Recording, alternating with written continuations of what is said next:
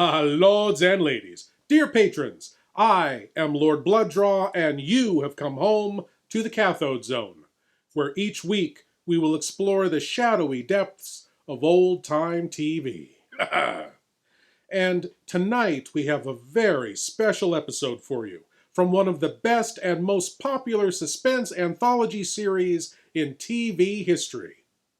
The series is Alfred Hitchcock Presents, and the episode is The Sorcerer's Apprentice. This episode, produced in 1961, never aired during the original run of the show because the sponsor, Revlon Cosmetics, believed it to be too gruesome to be shown. When the show later went into syndication, the episode was included in the series and, not surprisingly, there were no complaints.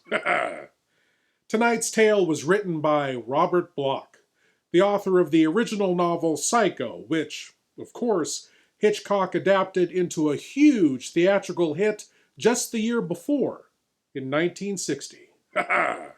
Well, my lords and ladies, from Alfred Hitchcock Presents comes the tale, The Sorcerer's Apprentice.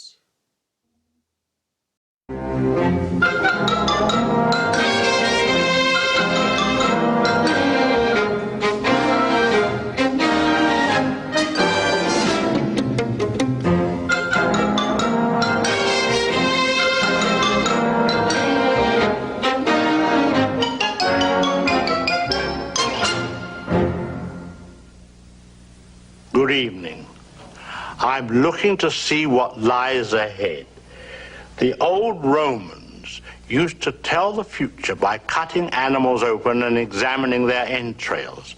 Due to some objections by anti-vivisectionists, we have to omit the butchering. But through the wonders of modern science, we are not denied a glimpse into the future. Besides, it's much more tidy this way. This is an X-ray of a goat, an animal which the ancients found to be full of strange portents. It looks like rain. I can see this will also give one insight about the past. For example, I now know what happened to those car keys I lost last summer. As to the immediate future, either this X-ray plate wasn't properly developed, or else we are in for a very dismal time of it for the next minute.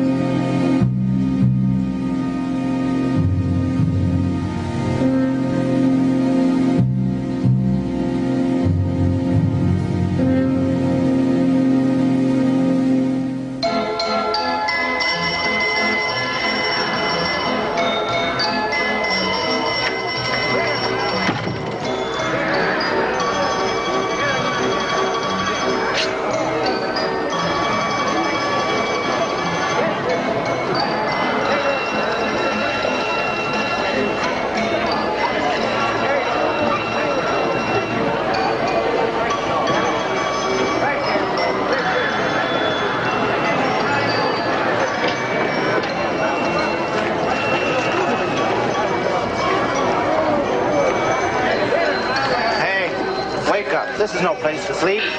Come on, wake up. You'll freeze to death.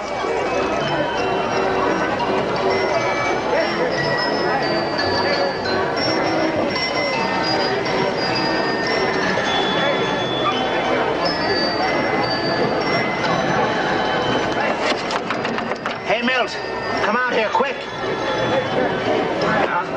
Oh, it's you, Sadini. What's the matter? Some kid passed out. Another drunk? No, I think he's sick. Take a look.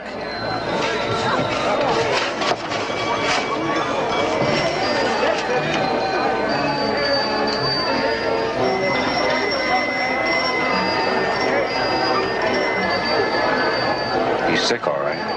Give me a lift. We'll get him into my trailer.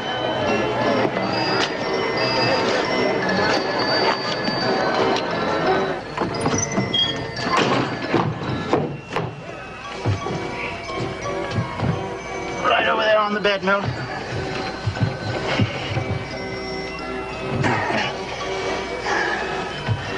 I can manage now. All right. Hi, Milt. Hi.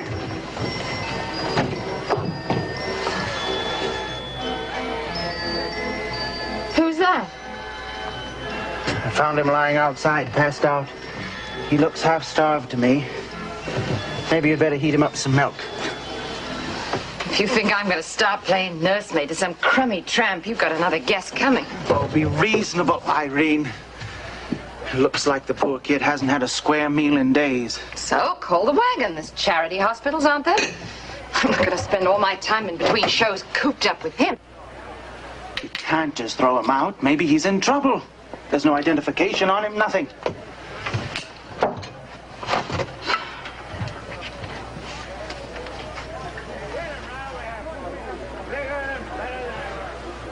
Well, he gives me the creeps.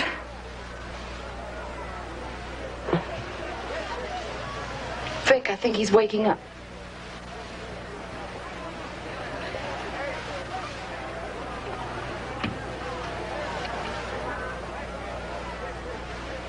What happened? Where am I? Feeling better, kid? Yes. How did I get here? Am I dead? What made you think that? Because of you. You look like an angel. You hear that, Vic?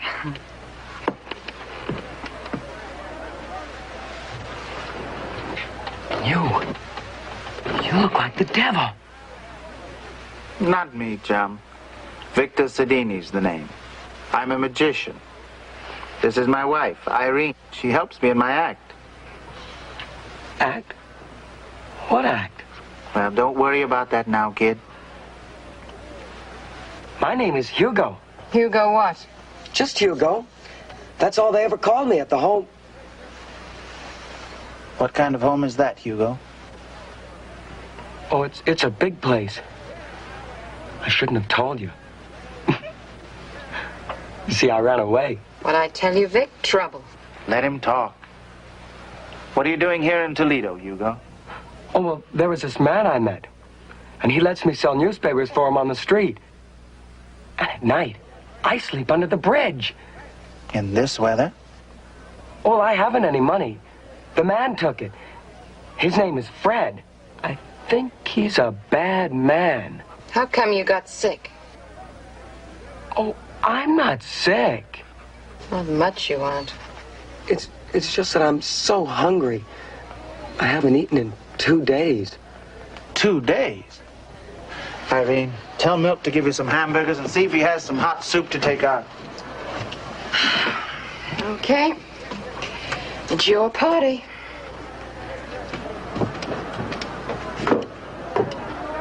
You're going to be all right, Hugo. Just rest and get your strength back. What's the matter? You're not afraid of me, are you? You're a magician. I've heard all about them. They can put spells on you.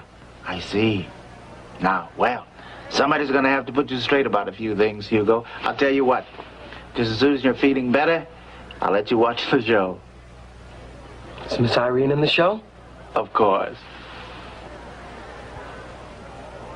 Well, then I want to watch it. I like to watch her. She's pretty. Good.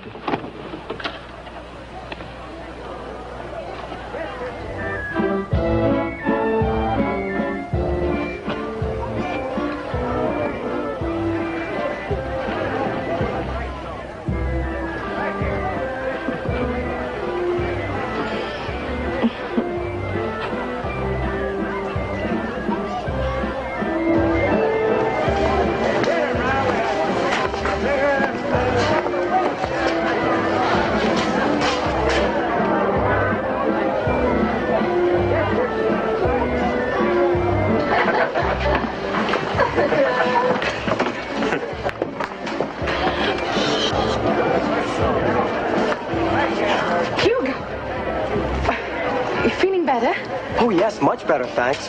I wanted to see the show. Oh, I'm not doing anything wrong, am I? Of course not. George, this is Hugo. Hugo, this is George Morris. He's a high wire artist. Oh, very happy to meet you. I like artists very much. This is the one I was telling you about. You know, Vic picked him up. Simple Simon. Oh, no, my name isn't Simon. It's Hugo. Right. Well, I've got to go find Vic. We're on in 5 minutes. I'll see you later. Don't forget what I told you. I won't. An angel. She looks just like an angel. What do you know about angels, Hugo? Oh, they told me about them at the home. About the devil, too. What does an angel like her have to do with the devil? Yeah, sometimes I wonder, too. Now, come on. Let's go watch the great Sadini. We're going to see the magic now. Yes, Hugo, we're going to see the magic.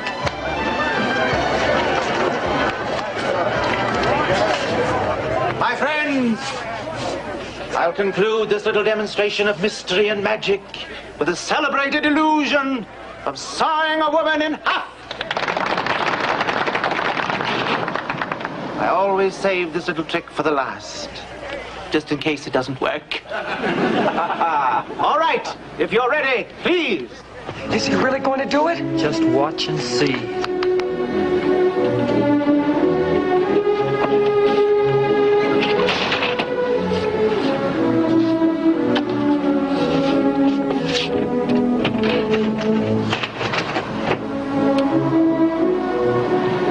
Are you ready?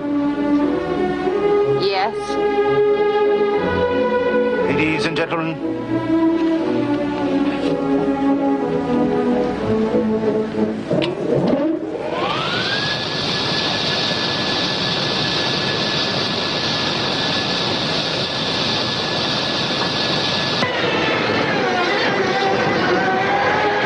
Stop him. Stop him. He's hurting her. No, Hugo, it's only a trick. See?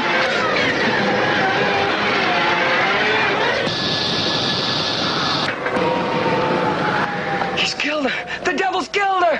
Calm down.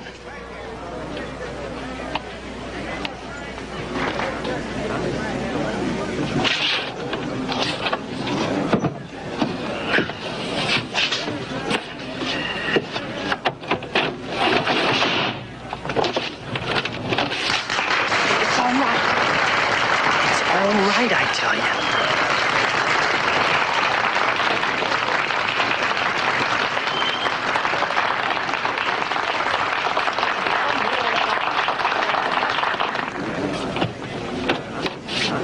Look, she's smiling.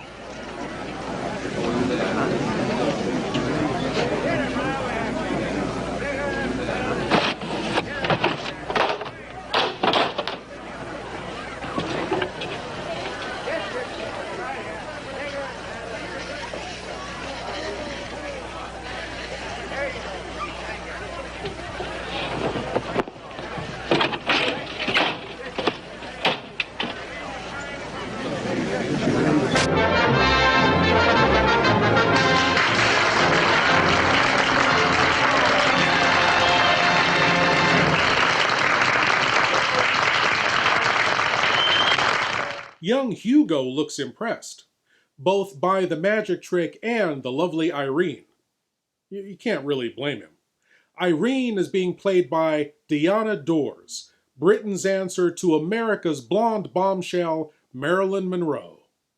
Genre fans may recognize her from the Vincent Price masterpiece Theater of Blood and the horror anthology From Beyond the Grave with Peter Cushing.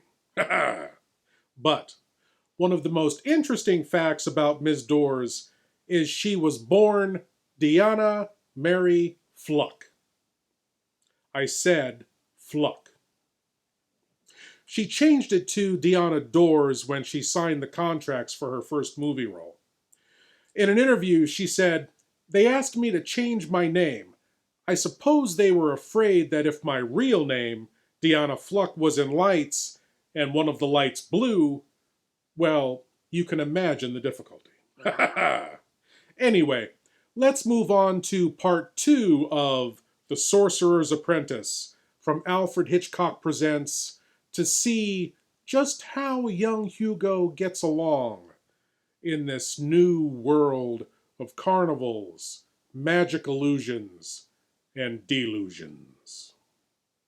I tell you, I'm fed up with taking orders from him. Now he says he wants to put Hugo in the act to take care of the props. Yeah, but the kid worships you. Bugs me just to see him stare. I tell you, I've had it. So why don't we blow out of here? Head for the coast, just the two of us. Talk sense, Georgie boy. I'm crazy about you, but that won't pay the rent. Anyway, Vic's a headliner. You're just another carny act. Girl has to think of the future. Vic, what's that phone you got? Just a couple of trunks full of props. Anybody can do a magic act, honey. Even I could have had a stake for the gimmicks. Like, you know all his routines. We could build our own act. How's that for an angle? What's the use? We haven't got a dime. And anyway, Vic would never let me go.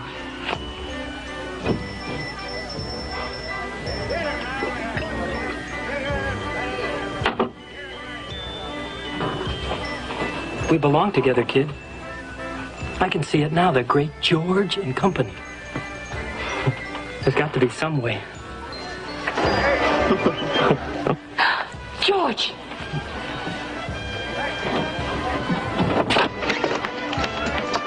It's the big idea. Let me handle this. Hugo, I think it's time you and I had a little talk, huh?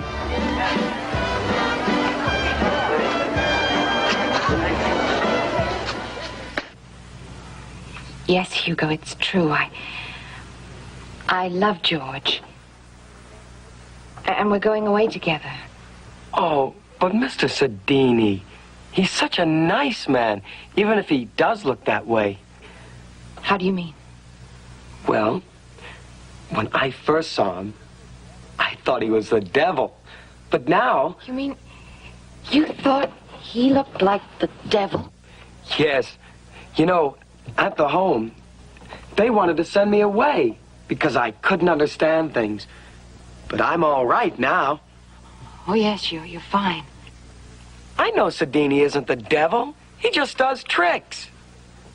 And you believed him? Yes. Oh, Hugo. I was the same way once. I trusted him. But now I'm his slave. I'll tell you a secret. Sadini is the devil. Oh, no. George said it's all tricks. That's the way he fools people. He makes them think they're tricks. Hugo, when I go out there on that stage and float, it really happens. And when he saws me in half, it's because he really wants to.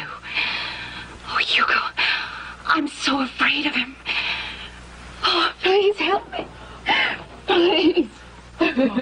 No, please. Please, don't cry. Please. What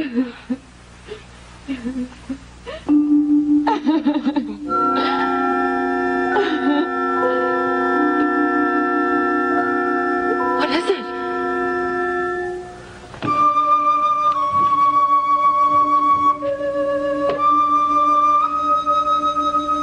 This is it. This is what does the magic. The wand? He waves it and the magic happens. That's his power. Do you think you could steal it?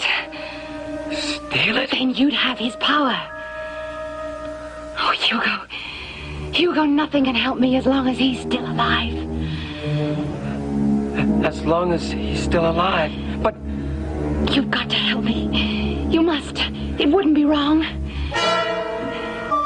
no. Oh, Hugo, please. Hugo, please. No one will ever know. I'll tell you the way. Please. All right. I'll help you. Just tell me what to do. Yes, Hugo. I'll tell you what to do.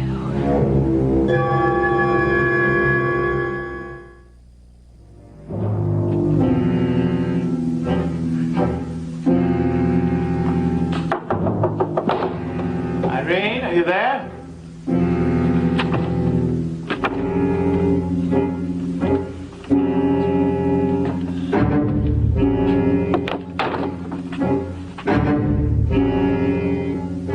Where's Irene? I haven't seen her. That's funny. Yes. What's the matter with you? Nothing. Well, what are you hanging around here for? Everybody's in bed. You're supposed to bunk with the roustabouts over in the prop tent. I was waiting for you to get back. What did you want me for? I needed the keys. The keys to your trunk. Is there something you wanted to get out of it? No. There's something I wanted to...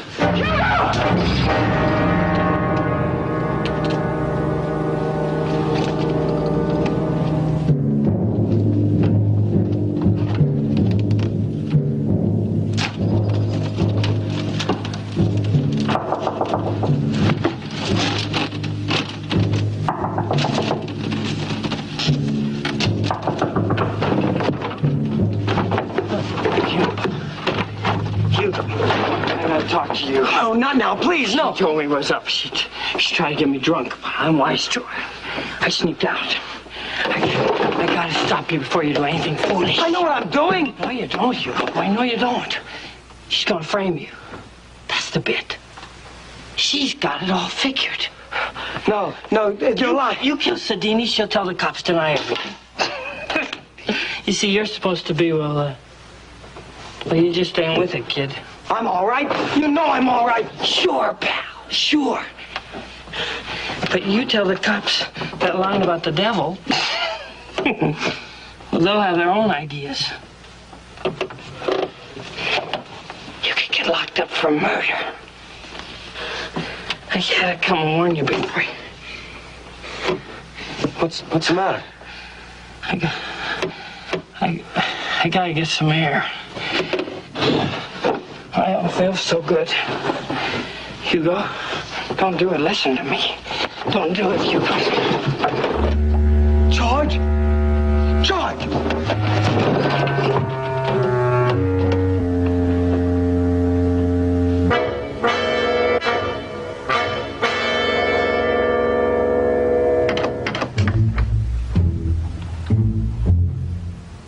Is that you, George?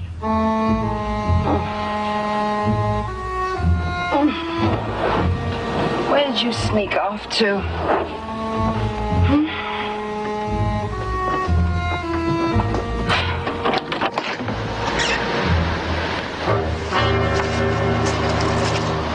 See? I have it. I have it now.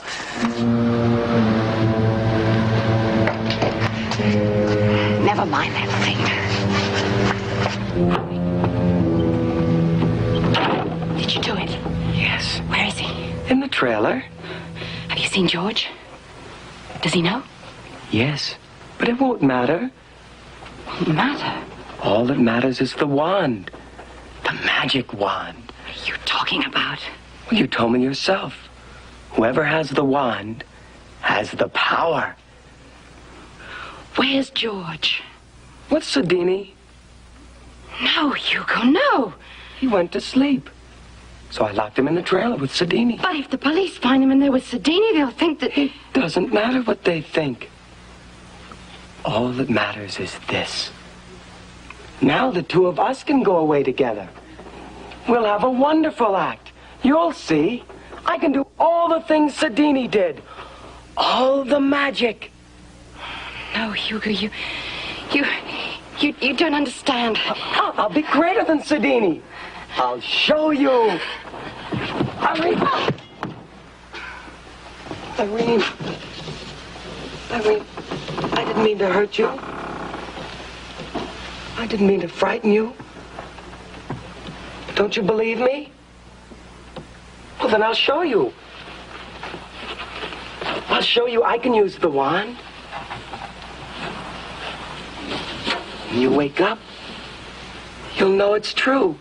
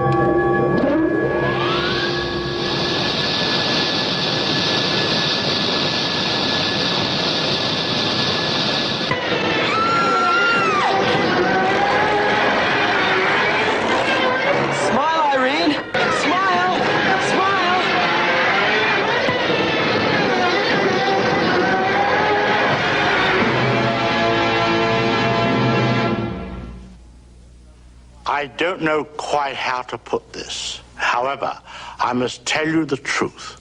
The saw worked excellently, but the wand didn't. Hugo was terribly upset, and Irene was beside herself. As for the police, they misunderstood the whole thing and arrested Hugo for murder. There's not much more to say, but I shall say it after the following commercial break.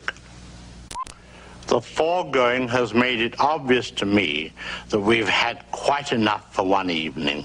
We shall save the rest until next week, when I shall reappear. Until then, good night.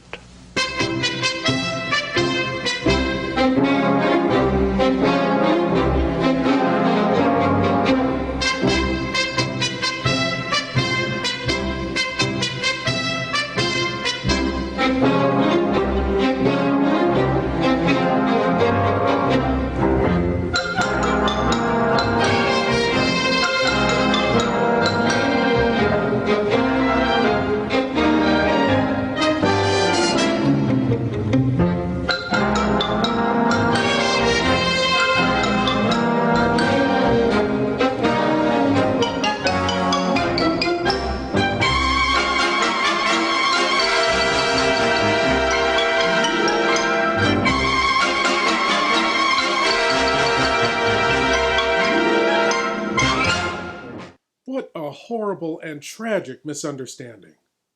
Poor Hugo thought the magic was all in that wand. Poor kid. Everyone knows it was Santini's goatee that held the magic. Believe me, I know. I hope you'll join me again next week, dear patrons, as we tour the dark depths of what TV used to be. As always, I am Lord Blood-Rah saying, you're always at home in the Cathode Zone.